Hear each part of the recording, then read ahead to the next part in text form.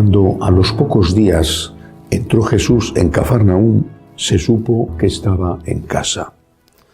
Acudieron tantos que no quedaba sitio a la puerta, y les proponía la palabra. Y vinieron trayéndole un paralítico llevado entre 4, y como no podían presentárselo por el gentío, levantaron la techumbre encima de donde él estaba, abrieron un boquete y descolgaron la camilla donde yacía el paralítico. Viendo Jesús la fe que tenían, le dice al paralítico: Hijo, tus pecados te son perdonados. Unos escribas que estaban allí sentados pensaban para sus adentros: ¿por qué habla este así? Blasfema. ¿Quién puede perdonar pecados sino solo uno? Dios. Jesús se dio cuenta enseguida de lo que pensaban y les dijo: ¿por qué pensáis esto? ¿Qué es más fácil?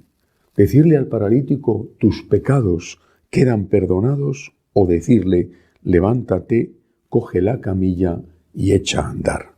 Pues para que veáis que el Hijo del Hombre tiene autoridad en la tierra para perdonar pecados, dice al paralítico: te digo, levántate, coge tu camilla y vete a tu casa.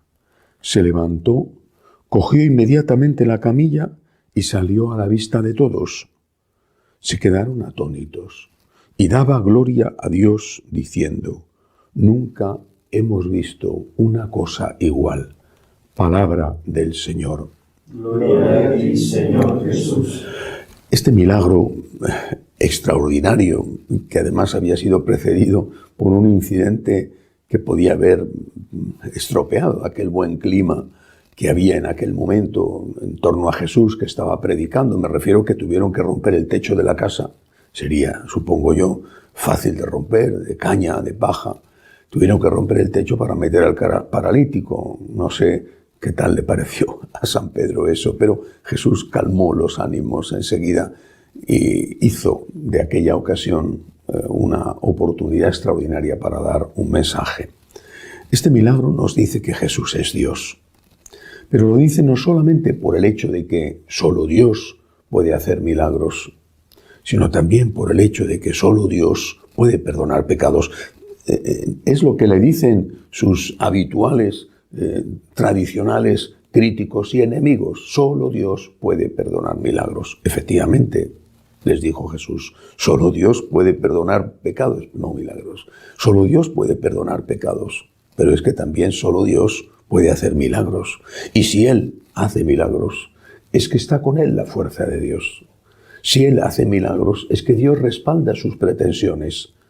Es decir, si Él afirma que es Dios y hace milagros, significa que de verdad es Dios. Y si Él afirma que es Dios y perdona los pecados, que solo los puede perdonar Dios, significa que Él de verdad es Dios. La divinidad de Jesús, la clave de todo. No tenían ninguna duda sobre su humanidad. Conocían a su padre, entonces pensaban que sería su padre natural, a su padre adoptivo, San José. Conocían a su mamá, le veían ahí delante, veían cómo comía, cómo dormía, cómo reía. No tenían duda sobre su humanidad. Lo que quedaba oculto por su humanidad era su divinidad. Y esa divinidad se mostraba en el milagro y en ese otro milagro que es el perdón de Dios. Ahora bien, ahí nos encontramos con otra cuestión, con otro problema, que en esa época yo creo que no lo tenían, sinceramente, pero que hoy sin duda lo tenemos. Consideramos, llenos de soberbia como estamos, consideramos los milagros como un derecho. Tenemos derecho. Piensan muchísimos. Hablo de católicos, por supuesto, no de paganos bautizados. Consideramos que tenemos derecho a que Dios intervenga de forma extraordinaria, modificando las leyes de la naturaleza para solucionarnos los problemas que tenemos. Es un derecho, pensamos, o piensan muchos, es un derecho. Cuando a uno no le dan los derechos que cree él que tiene, se enfada, incluso reclama. Tienes un derecho, Y si no te lo han dado, si no lo han cumplido, tienes motivos para enfadarte, para poner una demanda, para alejarte de esa persona que no ha dado lo que tú tenías derecho a recibir. Esta es la fuente de muchas crisis de fe. He pedido a Dios que no se muriera esta persona y se ha muerto, me alejo de Dios. Un Dios que no me sirve es un Dios al que yo no sirvo. Un Dios que no hace lo que yo quiero cuando yo lo pido, que no me da lo que yo necesito. Es un Dios que no me interesa. Así estamos. Repito, la soberbia, el primer pecado, la fuente de todos los demás pecados. Y lo mismo pasa con el perdón. Igual, consideramos el perdón como un derecho. Tengo derecho a que me perdones. O, ya te he pedido perdón. Pero es que el perdón es un regalo. Tienes derecho, es verdad que tienes derecho a la justicia. A eso sí tienes derecho, a la justicia. Es decir, tienes derecho a que no te traten peor de lo que mereces. Tienes derecho a que el juicio sea justo. Tienes derecho a que tengan en cuenta los atenuantes de tu comportamiento, las circunstancias. A eso tienes derecho. Pero no tienes derecho a que te perdonen.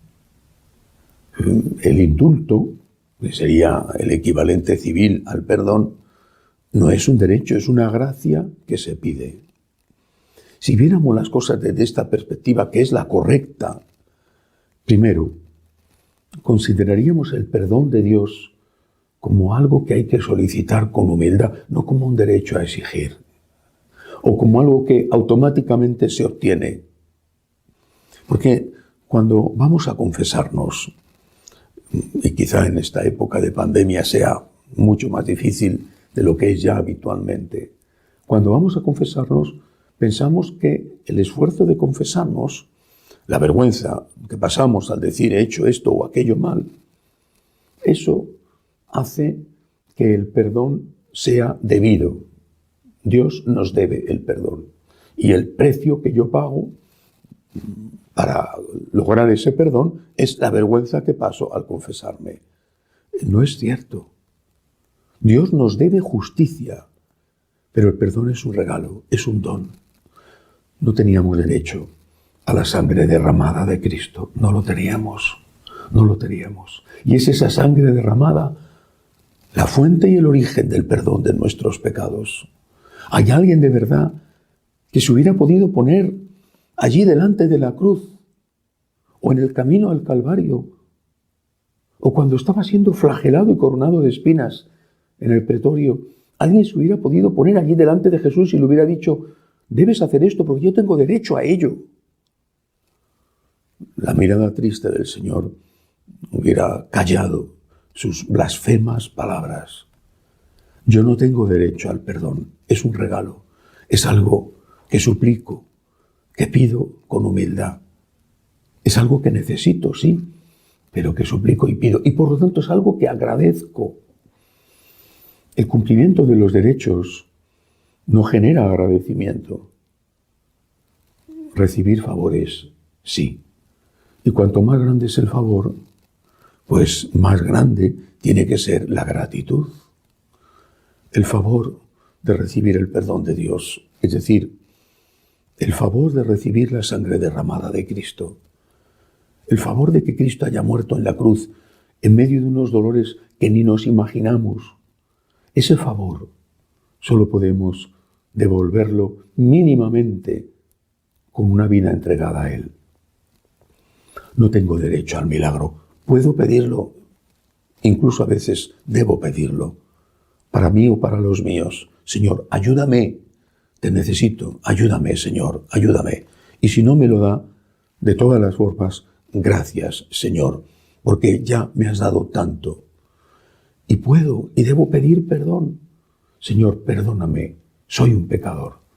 Pero yo sé, eso sí, que Dios me va a perdonar siempre. El hecho de que Dios me perdone siempre no disminuye en nada mi deuda de agradecimiento hacia Él. Tú has muerto por mí, Señor. El sufrimiento tuyo, el dolor tuyo y de tu madre, es algo que jamás podré pagar lo suficiente. Gracias, Señor, porque me has dado algo a lo que no tenía derecho. Gracias, Señor, porque me has dado la vida. Que así sea.